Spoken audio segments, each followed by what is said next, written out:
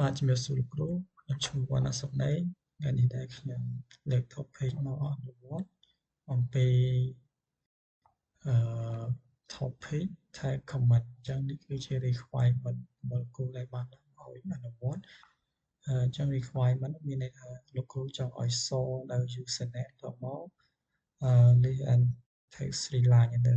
ហើយទៅ create file ឲ្យ write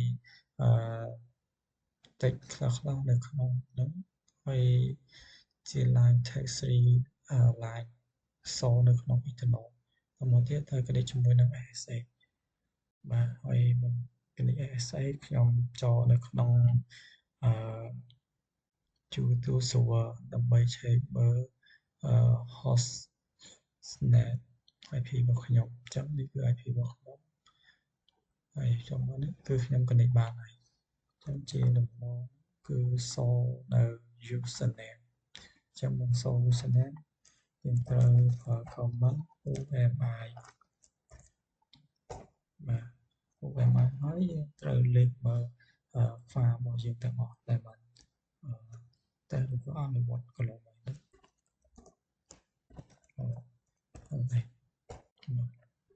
ហើយនេះគឺជា file ទាំងអស់ដែលខ្ញុំបានអនុវត្តឲ្យតែកន្លងមកហ្នឹងអញ្ចឹងតមកទៀតហ្នឹងគឺលោកគ្រូចង់ឲ្យថែមតែ3 line 3 line តែនៅបាត់ហ្នឹងតែខ្ញុំយកនៅខាងលើហ្នឹងអញ្ចឹងមានន័យថា A3 ហ្នឹងខ្ញុំយកប៉ុន្តែ A អត់ដែលខ្ញុំអត់យកហ្នឹងគឺមានន័យថាគឺវានៅ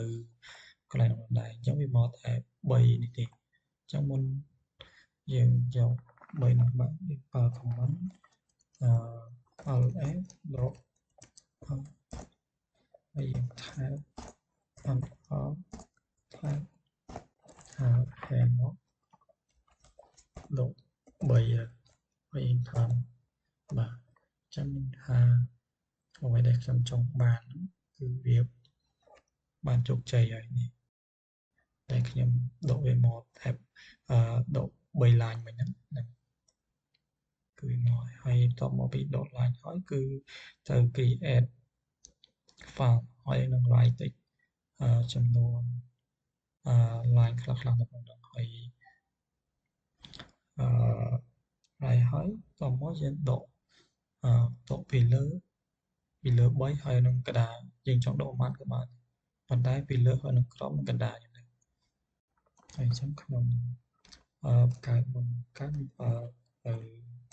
sudo vim ប្រើ vim វិញយ៉ាង au35.t ខ្ញុំប្រើចូលអញ្ចឹងអ្វីដែលខ្ញុំបានតែនេះគឺខ្ញុំយកតែផាសតែមក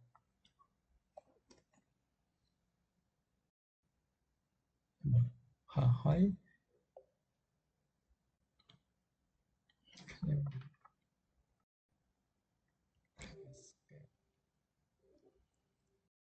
បាទហើយប្រើ escape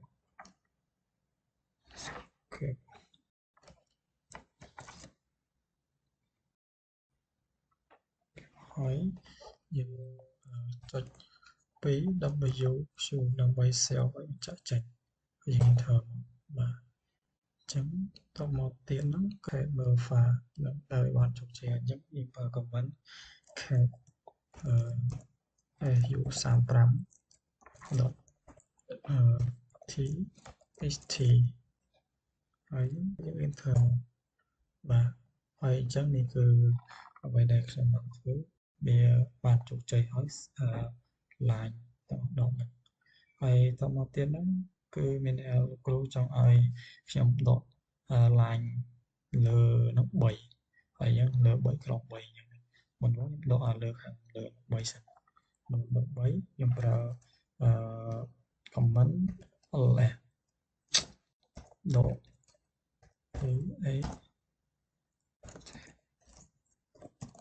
ml hand ដក3ហើយ enter បាទអញ្ចឹងនេះ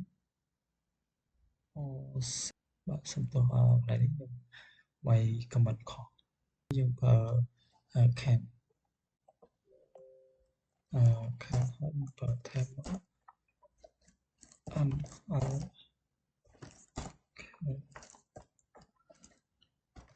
ហើយលុប3បាទ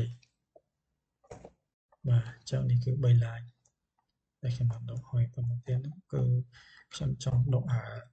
ខាងខាងក្រោមវិញម្ដងអញ្ចឹងកន្លែងនេះខ្ញុំប្រើ comment ថដើម្បីដកចំនួន3នៅខាងក្រោមហើយយើង enter មកអញ្ចឹងនេះពី8ដល់10អញ្ចឹងតមកទៀតគឺខ្ញុំប្រើ comment ដកចំនួនកណ្ដាលវិញហើយខ្ញុំប្រើ can កន្លែងនេះយើងប្រើ set